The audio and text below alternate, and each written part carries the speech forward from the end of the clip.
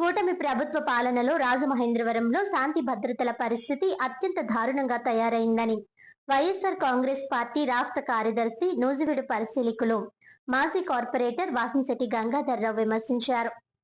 కూటమి ప్రభుత్వ పాలనలో రాజమహేంద్రవరంలో శాంతి భద్రతల పరిస్థితి అత్యంత దారుణంగా మారిందని వైఎస్ఆర్ కాంగ్రెస్ పార్టీ రాష్ట్ర కార్యదర్శి నూజివీడు పరిశీలకులు మాజీ కార్పొరేటర్ వాసంశెట్టి గంగాధర్రావు విమర్శించారు. City MLA Adireddy Srinivas gun licence తీసుకుంటున్నట్లు చెప్పడం నగరంలో శాంతి భద్రతల పరిస్థితికి నిదర్శనమని ఆయన వ్యాఖ్యానించారు. ఎమ్మెల్యేకే గన్ లైసెన్స్ అవసరమైతే సామాన్య ప్రజల పరిస్థితి ఎలా ఉంటుందో ఆలోచించాలని ప్రశ్నించారు. ఇటీవల కురిసిన స్వల్ప వర్షానికే నగరం జలమయమైందని, కంబాల చెరువులో చేపల పెంపకందారులు డ్రైనేజీ నీరు రాకుండా ఇసుక బస్తాలతో అడ్డుకట్ట వేయడంతో తుమ్మలోవ, ఆర్యాపురం తదితర ప్రాంతాలు ముంపునకు గురయ్యాయని ఆరోపించారు. చేపలు చనిపోతాయనే ఆందోళన చూపిన వారు పల్లపు ప్రాంతాల్లో నివసించే ప్రజల ఇబ్బందులను పట్టించుకోలేదని విమర్శించారు.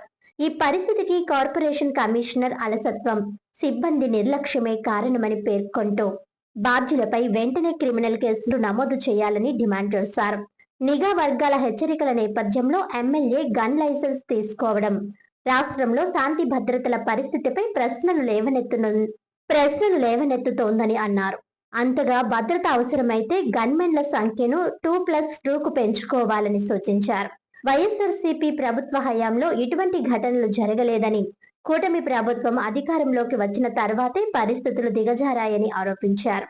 వైఎస్ఆర్సీపీ నాయకులపై తప్పుడు కేసులు నమోదు చేసి బైండోవర్ చేస్తున్నారని, బీసీ నాయకుడు పీతా రామకృష్ణపై కూడా తప్పుడు కేసు నమోదు చేసి పీడీ యాక్ట్ ప్రయోగించారని విమర్శించారు.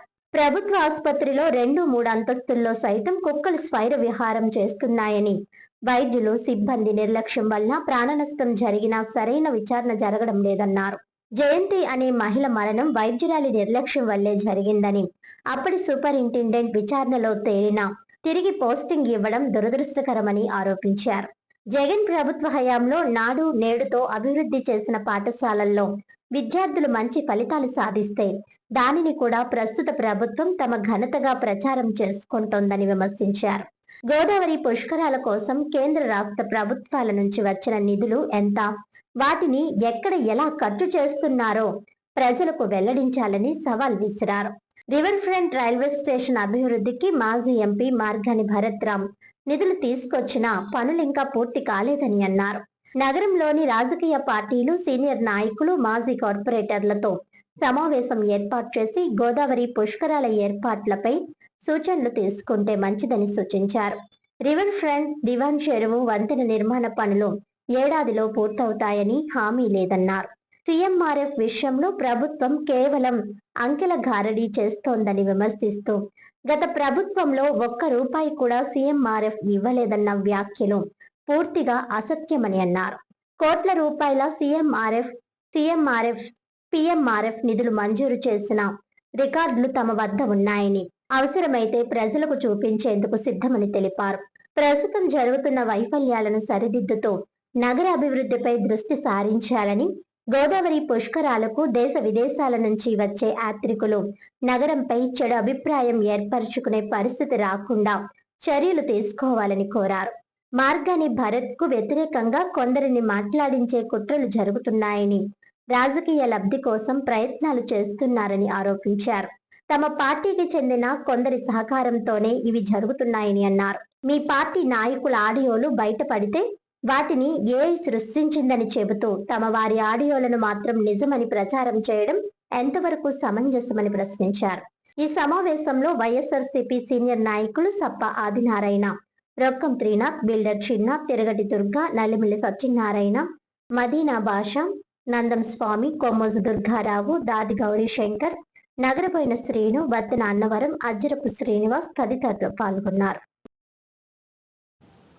ఇవాళ ఆయన నిన్న ప్రెస్లో మాట్లాడినటువంటి సందర్భంలో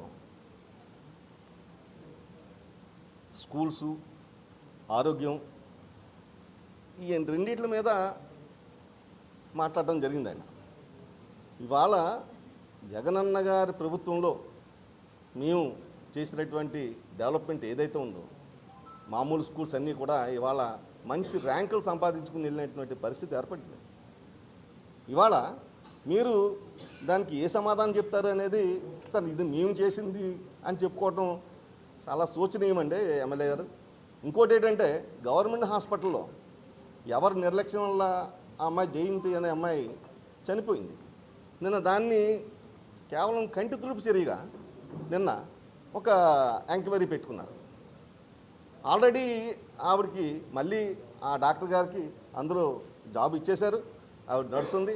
జస్ట్ అది తీసేయటం కోసం జస్ట్ కంటి తుడుపు చర్యగా మాత్రమే అక్కడ సస్పెన్షన్ ఎత్తేయడానికి మాత్రమే నిన్న కేవలం ఆ ఎంక్వైరీ కమిషన్ వేయటం జరిగింది.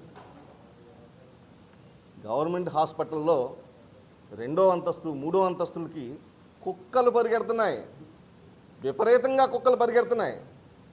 ఇవాళ దాంట్లో సుమారుగా 10-15 కుక్కలు దాంట్లో తిరుగుతున్నాయి.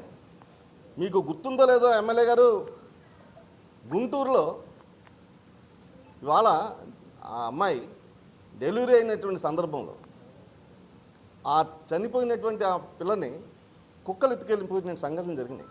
వాళ్ళ రాజమండ్రిలో కూడా అలాంటి సంఘటన జరగకుండా చూసుకోవాల్సిన అవసరం మీకుంది, చూడవలసిన బాధ్యత ఉంది. 15 రోజులకు ఒకసారి నేను వెళ్తున్నాను, మాడ్యులేట్ చేస్తున్నాను, మొత్తం అందరికీ కూడా నేను చెప్తున్నాను అని చెప్పినటువంటి మీరు ఇవాళ ఇన్ని కుక్కలు రాజమండ్రి గవర్నమెంట్ హాస్పిటల్లో వీరవిహారం చేస్తున్నాయి. ఎవరిని కరిస్తే ఏ రకమైన ప్రమాదం ఉందనేది కూడా మీకు ఆలోచన లేదా?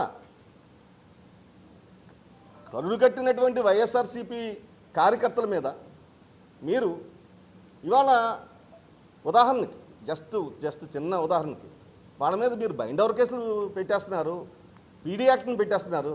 ఇలాంటి కవ్వింపు చర్యలు కానీ ఇలాంటి చర్యలు కానీ గత ప్రభుత్వంలో ఏం చేశారో ఒకసారి చెప్పండి. పేరుకు మాత్రం మీరు చెప్తున్నారు కానీ కాదే.